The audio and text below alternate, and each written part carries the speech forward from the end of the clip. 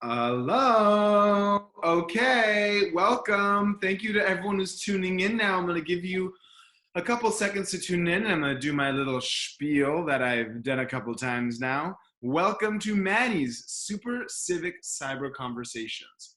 Manny's is a small business in San Francisco at the corner of 16th and Valencia. This is not Manny's, this is my living room. Why am I coming to you from my living room? Because Manny's is shut down. Even though Manny's is shut down, the work is not over. People, we've got work to do. So we moved our programming online to continue to give you the civic programming that you might need in this current time that we're in. So thank you for tuning in to our cyber conversations. We really appreciate it. In the chat box, if you feel at some point during this conversation, God, I just love Manny's, and I love Manny. I want to see how I can support a small business. The good thing is we put a link in the chat box for you to become a sponsor of Manny's if you're not already a sponsor. And if you are a sponsor, you can make a one-time donation. Thank you. If you'd like to tag us at any point in this conversation, you can tag us at Welcome to Manny's. And the third note is if you have a question for Ty Gregory about his role, his job, the JCRC, you can write that question in to the Q&A box at any time. You don't have to wait until question and answer session, which will be in about 15 minutes. Okay. First of all, I want to talk about that hair, Ty. How are you feeling about your hair? You know, I'm trying to get through this without having to shave my head. You've done a beautiful job. I told you before, you're looking quite Israeli right now. I like it. I'm probably a week or so away from shaving it, but we'll see. We'll see what happens. We might be back in business in a week or two, maybe. What do you think?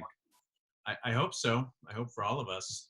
So I thought it would be good to start with just like, how did we meet? Because I think it's important to tell because we started in San Francisco about the same time, and I don't think we've actually had a conversation like this. So do you want to tell the folks who are listening in kind of how we know each other and how we met? Absolutely. So I think we first met through the San Francisco Jewish Federation. They had a program for LGBT Jews, and the idea was they wanted to make sure queer Jews were more represented in the Jewish community, and we were part of a cohort of about a dozen people. The first cohort, right? First cohort. And the guinea pigs. At one point, we went on a date, just one. So we'll have to see what happened with that. You didn't expect me to bring this up, I bet. No, I didn't think you were going to bring that up. I just wanted to catch you off guard before you asked me the tough question. That never happens. That's usually me. But nonetheless, we've become good friends, and I'm just thrilled to see what you've done with Manny's. And I want to do everything I can to support Manny's, to become a patron. I would encourage everyone not to help this small business and to make sure that you and your incredible staff can continue doing the work that you're doing. Well, thank you. So right now, you are the new executive director of the Jewish Community Relations Council, which I'm going to let you explain what it does and also what you did before. But basically, the JCRC is a really big deal in the Bay Area. They are very, very well respected this is what's so great about the JCRC, I think, and then I'll let you tell people what they do. But what's amazing about JCRC is it's respected by folks in government and in politics, decision makers, and by the Jewish community and by the non-Jewish community. And that's hard to do, to have an ecumenical organization that also is political, that is able to have real foundation and respect in multiple different worlds. So what is the organization that you now run? What does it do? Sure. Well, JCRC, a lot of Jewish alphabet soup, but the JCRC stands for the Jewish Community Relations Council of the Bay Area. We're the largest and most diverse Bay Area coalition advocating for the Jewish community and our neighbors, that point being key.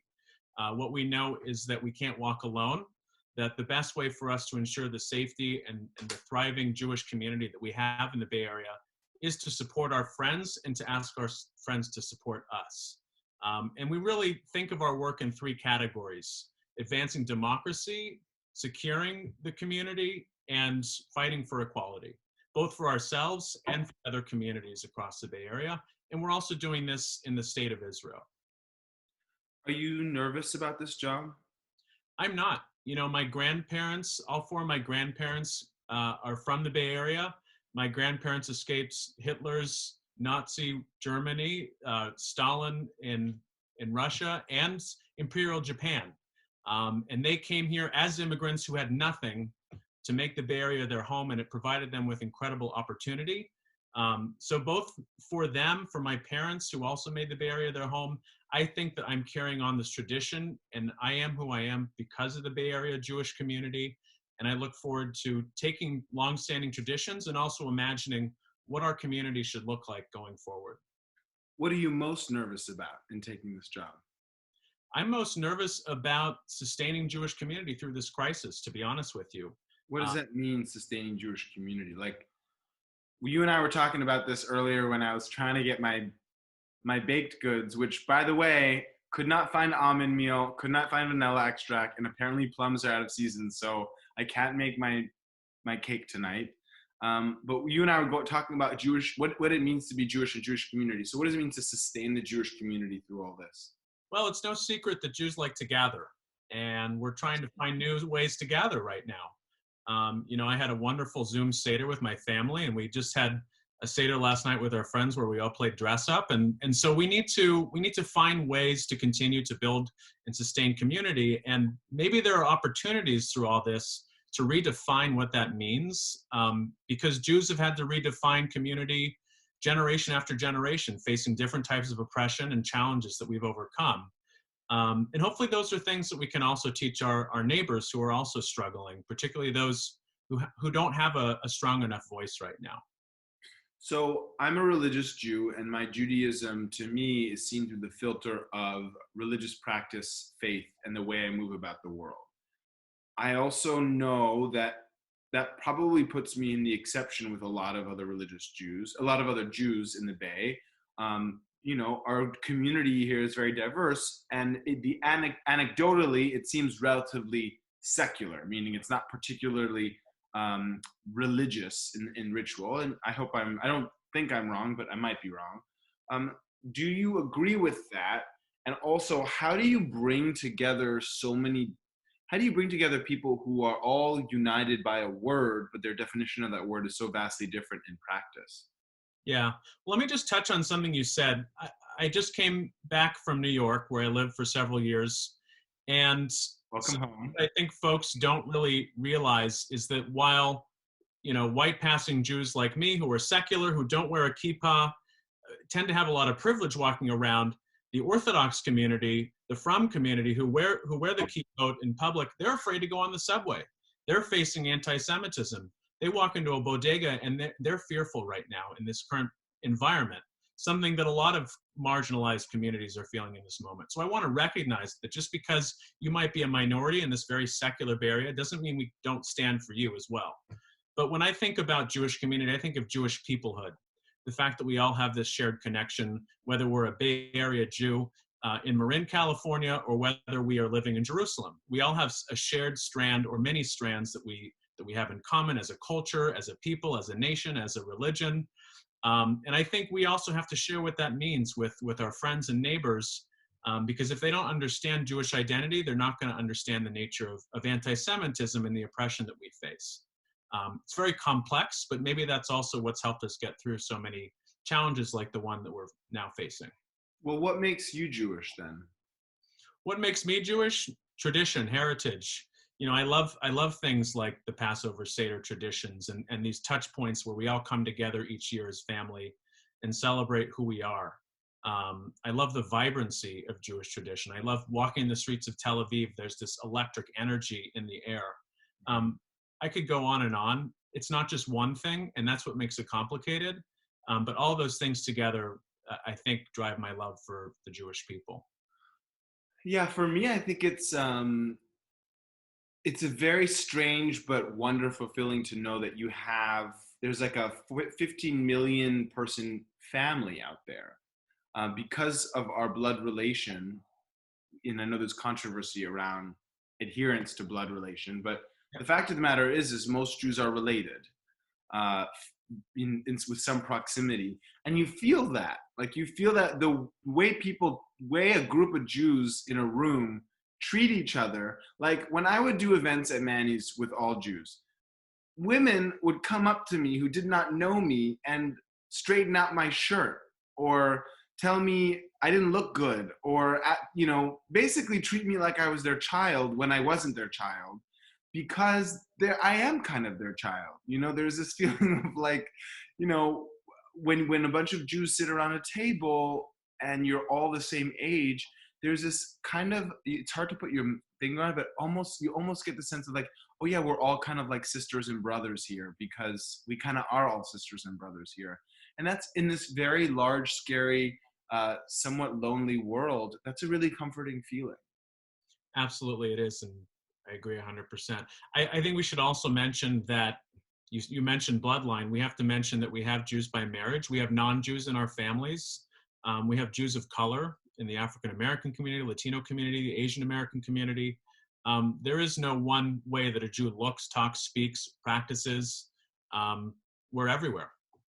So, how old is JCRC? JCRC is 75 years old. I don't know. The Queen is coming up on her 75th Jubilee. So what year is that? What medal is that? I have no idea. 75? I'm the worst at math. 75. If anyone knows what that is, just type it into the chat. Thank you.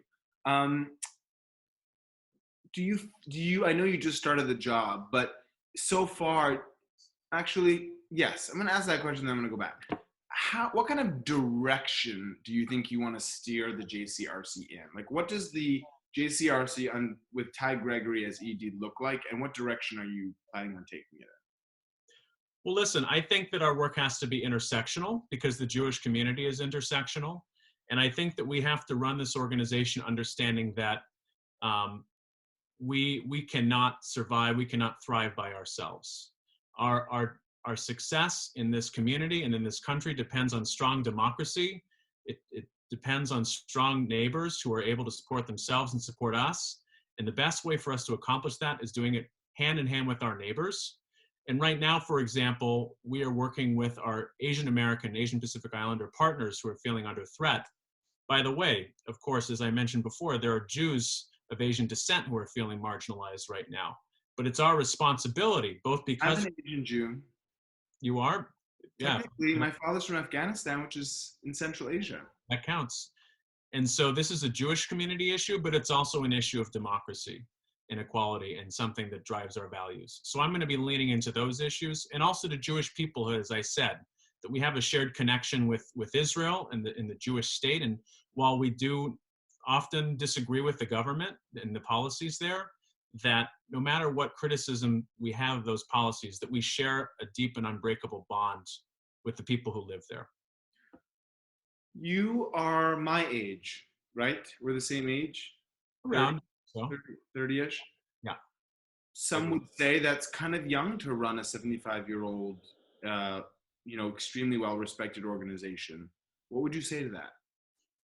Well, I guess that makes us millennials, and appropriately so, since I have my LaCroix in hand.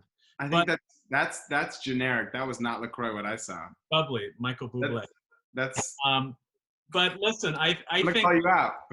You can call me out all you want, but we are the largest generation right now, the millennial generation. Why not have someone from the largest generation running this respected institution? The Jewish community thrives when it evolves. And I think we have important ideas. We have important experiences living through our second deep recession now that we need to— Come on now. Every other generation gets one recession. We get two, the longest American war ever, and Donald Trump. What the fuck? What gives? And I think we also have to recognize that young people, if you look at the voting patterns, are upset and want structural change. And that also extends to the Jewish community. How can we build a Jewish community that works for us tomorrow? And those are the kind of questions that I'm going to be asking as I look to build a vision for the future of this institution. So do you think that there's a generational divide between the generation above us of Bay Area Jews and ours? And when I say divide, I don't mean there's any tension. I don't think there's any tension. You know, I love my intergenerational brothers and sisters. But do you feel like there's a real different sense of experience or perspective on the world? And if you do, how do you think we bridge that gap? Listen, I think that when it comes to any of the issues inside of our community or outside of our Jewish community or in the Israeli-Palestinian conflict, there are more than one truth. And what we need to do is make sure that everyone is seen and everyone is heard. And it's less about what that truth is. People want to feel validated. They want to feel like their story matters. And that's what we need to do. I think the gap between generations is vastly overstated. Mm-hmm. I see it as my job to make sure that everyone feels heard and represented, no matter what their age, creed, or top concerns are, that their story is our story, is JCRC's story. Okay, so we have 5 more minutes of Ty and I yapping over here. So if you guys have questions for Ty, please type them into the Q&A box. All questions are valid. We are in the middle of an unprecedented crisis, my friend. And you are in a position of citywide leadership right now as running an organization that is a coalition building organization. What do you think is the responsibility of yourself and of JCRC in this particular moment? Well, listen, I want to express gratitude for a couple of reasons. Number one is for our leadership, for Mayor Breed and Gavin Newsom, who have spared us from some of the devastation we've seen on the East Coast. My Facebook feed in New York is drastically different from the Facebook feed here. You're hearing terrible, terrible stories all the time. And so I want to recognize that. But we also have to stand up for ourselves and our neighbors in this crisis. Number one, we need to make sure that there are more small business loans available for organizations like yours and for nonprofits that are struggling. Our JCCs have closed. Their staff have been furloughed. Our social service agencies and Jewish retirement homes, they are in crisis, and we need to make sure that we're advocating so that Jewish nonprofits and civic nonprofits from other communities have the resources to stay in business, because we're going to need them to stick around. We also, again, need to stand up for those who have been marginalized. As I mentioned earlier, the Orthodox community is feeling under fire. So is the Chinese American community, the Asian Pacific Islander community. And we need to make sure that scapegoating is not the answer. It's totally unacceptable. And we need to do what we can to make sure that our friends know that we're standing with them. Finally, we need to make sure that those without a voice, that we're standing for them. You know, the homeless population. If you look at, I don't need to preach about the fact that Black and brown folks in the Bay Area have been disproportionately affected. We need to make sure, since we have the privilege and the capacity to stand up and to advocate for responses and needs, that it's not just us that's getting the response, but those who don't have the kind of voice that we are grateful to have, that they feel as supported as we do. Do you feel like do you know if there is, I guess the Federation does this, but if the Jewish community has come together as one community around a particular cause or issue? I mean, I feel like, you know, there have been times in our city's past where Jews of San Francisco, you know, have bonded together to kind of do what needs to be done to protect the city and help its resilience. You know, our symbol is the phoenix rising out of the ashes.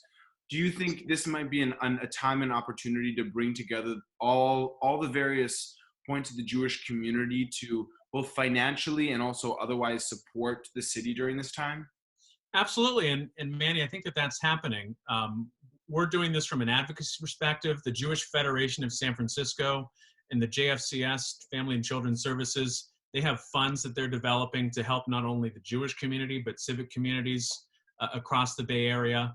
And so I think that that is happening. I think we're rising to the occasion, and we'll continue to until we go back to the before time. What do you feel like you learned most from your predecessor, who I have a very deep love for? Whom? Abby Porth and Rabbi. Whom or who? Whom I have a very deep love for? I don't know. I'm not the grammar person. Whom? Whom? Whom? That's what I said. I said whom. Whom I have a very deep love for, Abby Porth. What do you think you've learned most from her? I learned most from Abby that gaining respect and gaining a voice does not mean being the loudest person in the room. You gain respect by cultivating relationships based on shared values and shared interests. And you don't have to be the loudest person. You don't have to be the person with the megaphone to be the most effective voice. Okay. And that's an important value that I will continue in this role with my own personality, of course. But that's something important that I think my predecessors brought to the table that made JCRC so effective, and that I hope to continue. I want to talk to you about political relationships in the Bay Area, because a big part of what JCRC does is also ensure strong relationships with policymakers not just to push there's no such thing as a Jewish agenda necessarily, but to push the agenda of the JCRC, which has Jewish aspects to it, of course, and is rooted in social justice. And there are lots of things that JCRC does that has nothing to do with Jews. How do you plan? You're relatively new on the scene. You've been in New York for a couple of years. You were here before. You're not a bad looker, so people probably like you, and you're smart. And a mensch and all these other things, and et cetera, and so on and so forth. But how do you plan? Sorry. How do you plan on building these political relationships and sustaining them? What's your thinking about that? Well, one of the things that we have the privilege of doing is bring civic leaders to Israel, not only to learn about the history of the Jewish people, the relationship between Israelis and Palestinians, the conflict, things like that, but we also teach them about Jewish identity. And from these missions, it really drives these important relationships. And unfortunately, we can't do one this year because of the crisis, but we have multiple decades of relationships from these trips that have helped us cultivate the relationships, because you can't build the relationships the day that you need them to make a request. Right. So that's number one. But number two is we can't advocate for our issues alone.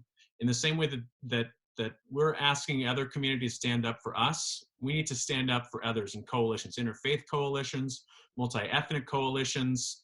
We can't do this by ourselves. And so one of my goals is to make more diverse the chorus of people that JCRC represents, including non-Jews who want to make our issue their issue. And I think the best way to do that is by getting out of our comfort zone, going into communities where we have not been, and asking them what they need and what resources we can provide them to strengthen their communities. Well, I have full faith in you. I'm going to get to some of these audience questions. Sam Lauder wishes he could heckle us. Well, that's exactly why you can't. He also thinks we'd make a cute couple. Sam, stop being a yenta. Sam also seriously asks, given the wide range of views from our community and the difficulty in finding that singularly agreed on community voice, so true, have you thought about how you're going to do this work in this new era of limited human interaction? Well, one of the reasons that I took this job is that I am alarmed by the polarization in our country. And a lot of this is not under our direct control, but what is under our control, I think, is social media culture in which we shut people down that don't agree with us. Mm-hmm. We have to find a way around that. And I think, going back to our conversation earlier, what does a millennial bring to this role? I think we now need to rein in some of the ways in which we are calling people out on social media in really toxic ways. And that could be a Jewish community issue. It's so easy to shut people down when you're not sitting face to face. And I think this COVID crisis is forcing us to take some of that on, because this is going to be the main way that we can connect with other people.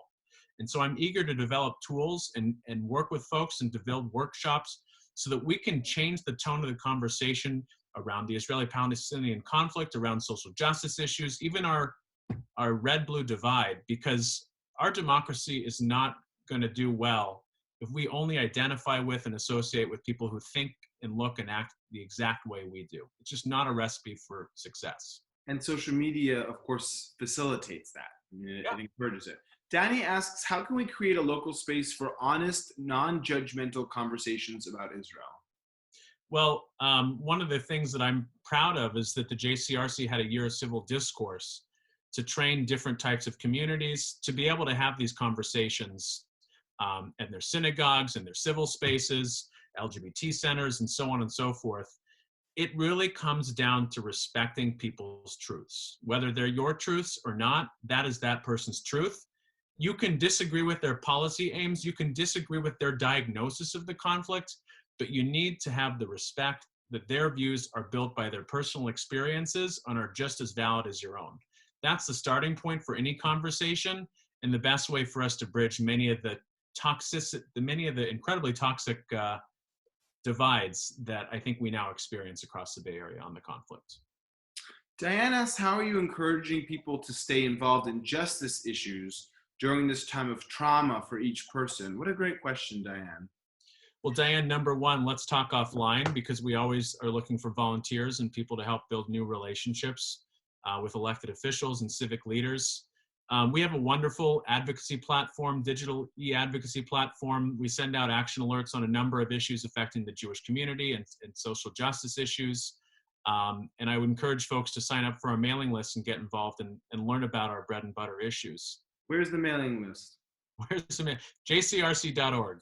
Okay, operator, do you mind throwing that in the chat box when you get a second? Thank you kindly. Another person that people are trying to set me up with, Aaron Tartakovsky.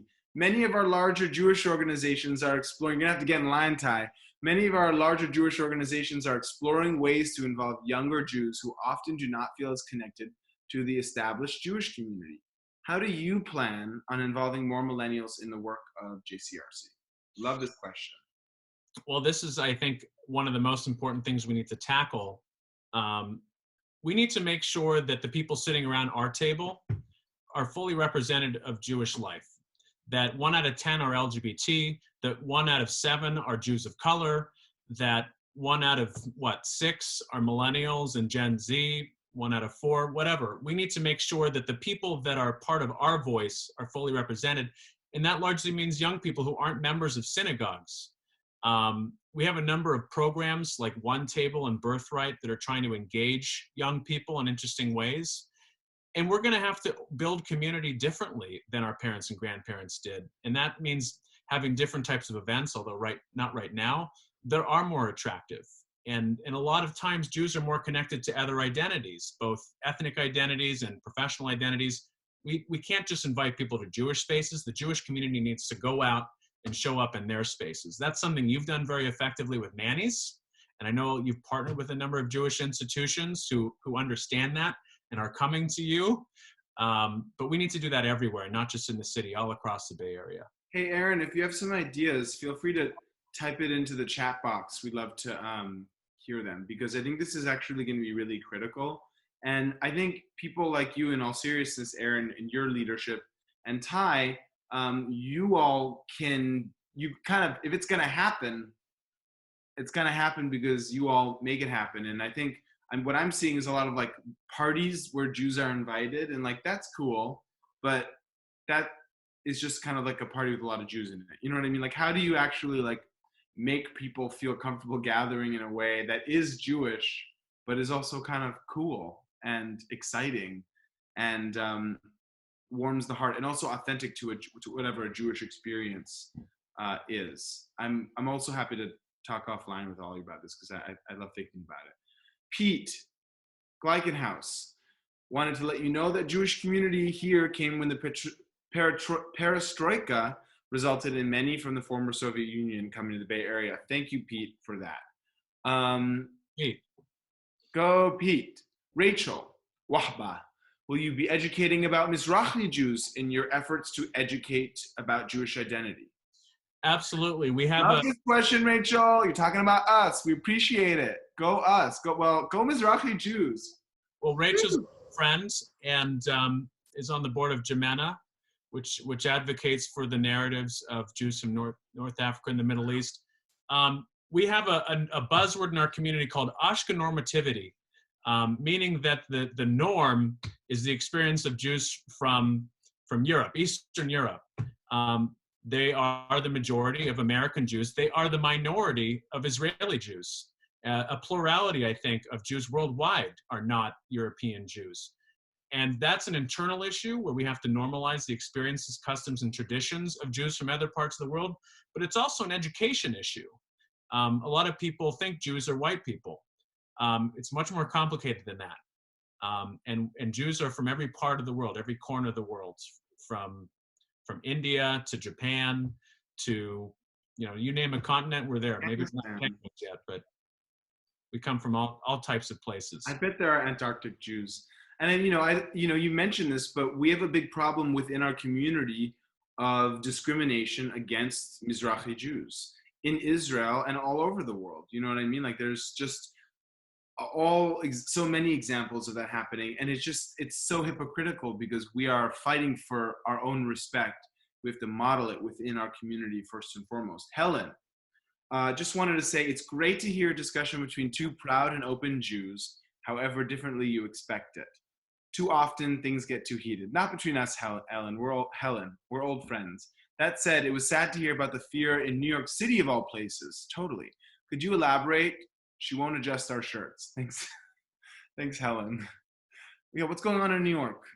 Well, listen, I think COVID is much more intense there. I have friends and family over there that feel very differently about the current crisis and are experiencing it differently.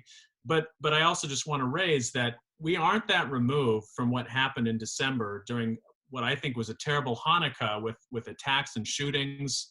I was part of the March Against Hate that took place over the Brooklyn Bridge when I was running a wider bridge. We took part in that. There's a lot of fear right now. And we need to be mindful of that. And we need to stand up for particularly the Orthodox community that's faced the biggest brunt of anti-Semitism lately. And we have many Orthodox Jews in the Bay Area, and we need to make sure they are seen and that they feel safe to continue to practice their Judaism. It was heartening, Ty, to hear Governor Cuomo mention that in the midst of the pandemic, that he still wanted the state legislature to pass the bill against anti-Semitism, because it is reaching such a horrific height in New York. Obviously, all over the world, instances of anti-Semitism are growing, and in Germany and in Greece, of course, and in Austria, frighteningly, and in our own United States. We've had so many horrific anti-Semitic attacks in the last year and a half alone, and we shouldn't forget that this is happening. I think sometimes we get collective amnesia, but we can't. And I should just plug that the executive director of the Anti-Defamation League was Mr. Greenblatt, was planning on coming to Manny's this month. Unfortunately, we had to push it, but we're going to hopefully do it in the summer. Arthur Slepian, we have time for 2 more questions. Arthur Slepian, the original, the OG, our OG. What did you learn from your experience leading a wider bridge that is influencing your approach to leading JCRC? Great question. Great question from a great man. Arthur was the founder of A Wider Bridge, an organization very close to my heart still, of course. Listen, I think that its relationships matter. And we learned from our LGBT experience that it's harder to hate us when you know us. And that same mantra is very much true when it comes to representing the Jewish community in all shapes and forms. You know, when we started showing up in other places as LGBT folks, people realized we were just like everyone else, good and bad. And they realized we just wanted the same things, the same values, the same family as everyone else. And we can take a lot of important lessons from that. For the Jewish community, I think that the LGBT community has a tremendous amount to teach us and to teach many other communities across the Bay Area about community organizing and about showing up. And those are things that I'm going to carry with me into this role. Okay, the final question is from David. David asks, what work does JCRC San Francisco do, and maybe do you plan to do since you're new in the role, to foster relationship building with Muslim and Jewish communities? Well, sadly, we had an iftar dinner planned that had to be canceled, of course, during the crisis. But Muslims and Jews in the Bay Area face largely similar challenges around Islamophobia and anti-Semitism, marginalization, mistrust. And so we have many, many more things in common, many values in common, and that drives our relationship and our shared values and our shared work on many issues. I think the intense, the more controversial question behind the question is around the conflict. Again, I'll come back to truths. And the truths of Muslims and Arabs and Palestinians is a truth we need to respect. We can disagree with it, but it's their truth and it's as important as ours. And that's the approach that I'll take. But we shouldn't shy away from controversy. The worst thing we can do is walk away from the people suffering in that part of the world because the conflict perpetuates. So I don't intend to walk away from issues just because they're difficult in this role. We need to lean into them because those are the ones that count. We are unfortunately over time, and so we do have to end this, but I just want to say how proud I am of you. In all seriousness, we grew up together in the Bay in a way. I mean, I know you like really grew up here, but in a way, but you and I got, started here, in similar paths, and I'm so glad you're doing this job. I'm so excited to see what you do and how you do it. And there are a lot of people on this call, and I'm sure they're all rooting for you and they want to help you. And the beautiful thing about our community is that we do hold each other when we're not arguing, and sometimes when we are arguing. And so I will hold you up, and a lot of other people will hold you up too, and know that you have our love and our support. Welcome back to the Bay. Before we do end, I would like to ask everyone that's tuned in to also, if you're not a sponsor, to please consider becoming a sponsor at joinit.org/o/Manny's, or you can click on the link in the chat box. It's in the chat box. It's joinit.org/o/Manny's. And there's all different levels. They're all multiples of high, from $36 to $360 a month. We are not making any money right now. We are shut, but the bills keep coming. So we do ask for your support. We do need it. It's also going to be a very long and slow recovery, especially for venues like mine. And so I'm nervous about our ability to recover quickly. And so the way that we're going to be able to stick together and keep doing this programming as a service to the community is through our sponsors program. So thank you for digging deep. And if you are a sponsor, you can make a one-time donation. And Ty, I'm gonna let you get the last word. I'm first just gonna thank my team, Jupiter, Sam, and Ram, for putting this call together. Yes, sir. The most important thing I didn't say is that unfortunately we had to cancel our gala. Oh yeah. Which happened a couple days into our shelter in place. And one of our honorees is, of course, the fabulous Manny. And because this is probably the biggest audience that we'll have in lieu of the gala, I just want to say how incredibly grateful we are to have you as a Jewish community leader, for creating the kind of civic space where people of all stripes and walks of life can come together despite their differences. That's a value of JCRC that you're living with this work. And I guess I'll do one more plug. We all need to come together and support you and Manny's right now, because we're going to need you. I'm going to need you, and the incredible space that you've built. So thank you, Manny. All the love to you, Ty, and we'll see you soon, okay? And thank you, everyone, for tuning in. Really appreciate you. Stay healthy, everyone, and happy last day of Passover. I'm excited to eat my carbs. What are you going to eat tonight? Oh, many bagels, probably. We'll see. Okay, bye.